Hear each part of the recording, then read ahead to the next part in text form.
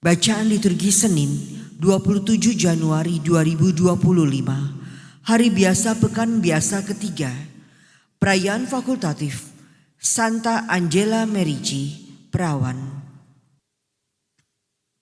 Bacaan dari surat kepada orang Ibrani.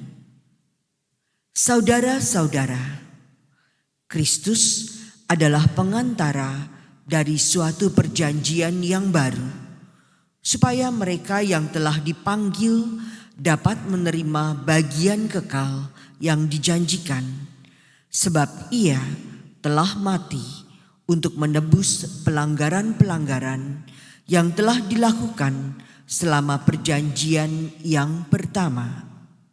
Kristus telah masuk ke dalam tempat kudus, bukan yang buatan tangan manusia, yang hanya merupakan gambaran dari tempat kudus yang sejati, tetapi ke dalam surga sendiri untuk menghadap hadirat Allah demi kepentingan kita.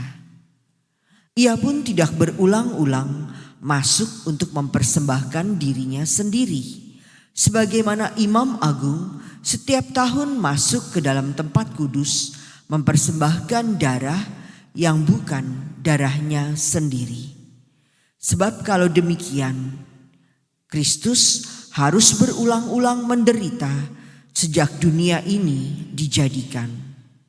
Tetapi sekarang ternyata pada zaman akhir ini, Ia hanya satu kali saja menyatakan diri untuk menghapuskan dosa lewat kurbannya. Manusia ditetapkan Allah untuk mati hanya satu kali, dan sesudah itu dihakimi. Demikian pula Kristus hanya satu kali saja mengorbankan dirinya untuk menanggung dosa banyak orang. Sesudah itu Ia akan menyatakan dirinya sekali lagi tanpa menanggung dosa untuk menganugerahkan keselamatan kepada mereka yang menantikan Dia. Demikianlah sabda Tuhan. Syukur kepada Allah. Nyanyikanlah lagu baru bagi Tuhan, sebab Ia telah melakukan karya-karya yang ajaib. Nyanyikanlah lagu baru bagi Tuhan, sebab Ia telah melakukan karya-karya yang ajaib. Nyanyikanlah lagu baru bagi Tuhan, sebab Ia telah melakukan karya-karya yang ajaib. Keselamatan telah dikerjakan oleh tangan kanannya, oleh lengannya yang kudus. Nyanyikanlah lagu baru bagi Tuhan, sebab Ia telah melakukan karya-karya yang ajaib. Tuhan telah memperkenalkan keselamatan yang datang daripadanya. Ia telah menyatakan keadilannya di hadapan para bangsa. Ia ingat akan kasih dan kesetiaannya terhadap kaum Israel. Nyanyikanlah lagu baru bagi Tuhan, sebab Ia telah melakukan karya-karya yang ajaib. Segala ujung bumi telah melihat keselamatan yang datang dari Allah kita. Bersorak-soraklah bagi Tuhan, hai seluruh bumi, bergembiralah dan bermazmurlah. Nyanyikanlah lagu baru bagi Tuhan, sebab Ia telah melakukan karya-karya yang ajaib.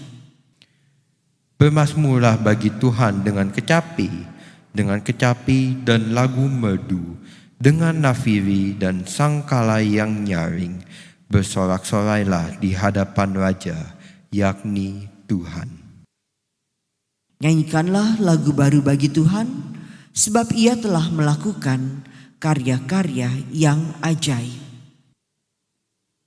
Haleluya, haleluya. Penebus kita Yesus Kristus telah membinasakan maut dan menerangi hidup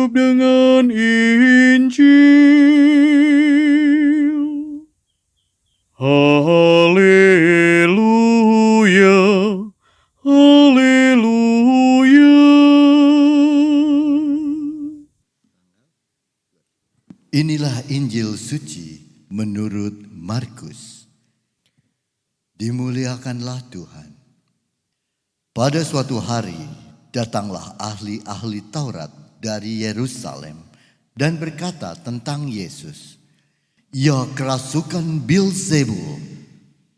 Ada juga yang berkata, "Dengan penghulu setan ia mengusir setan."